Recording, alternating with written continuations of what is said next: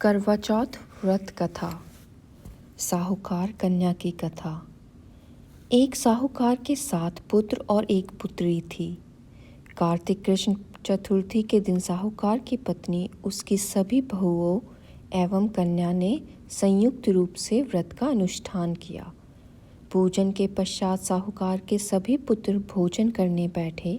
भोजन करते समय साहूकार के पुत्री ने अपनी बहन से भी भोजन करने का आग्रह किया, किंतु बहन ने उत्तर दिया, तुम सभी लोग भोजन कर लो, मैं चंद्रोदय होने के पश्चात अर्घ्य दे लेने के बाद ही भोजन करूंगी। बहन की बात सुनकर भाइयों ने कुछ दूरी पर मैदान में अग्नि जला दी और उस अग्नि के प्रकाश को छलनी में से दिखाकर कहा, बहन देखो, सामने चंद्रमा निकल आया है, अब तुम भी भोजन कर लो। भाई की बात सुनकर उस कन्या ने अपनी भाभियों से भी यही बात दोहराई। उसकी भाभियां इस कपटपूर्ण बात को जानती थी। उन्होंने उससे कहा, अभी चांद नहीं निकला है, तुम्हारे भाइयों ने अग्नि के प्रकाश द्वारा तुम्हें चंद्रमा के उदित होने का भास कराया है। परंतु अपनी भाभियों ने उस कन्या ने कोई ध्यान न देकर अर्घ्य दे दिया और उसके बाद भोजन भी कर लिया। इस कारण गणपति भगवान अत्यधिक रुष्ट हो गए और उसके फलस्वरूप उस कन्या का पति भयंकर रोग से ग्रस्त हो गया। चिकित्सा आदि कराने में संचित धन नष्ट हो गया और वह अत्यंत शोकाकुल होकर कष्ट भोगने लगी। कष्ट भोगने के बाद जब उसे अपनी भूल का ज्ञान हुआ तो वह बारंबार मन में पश्चाताप करने लगी।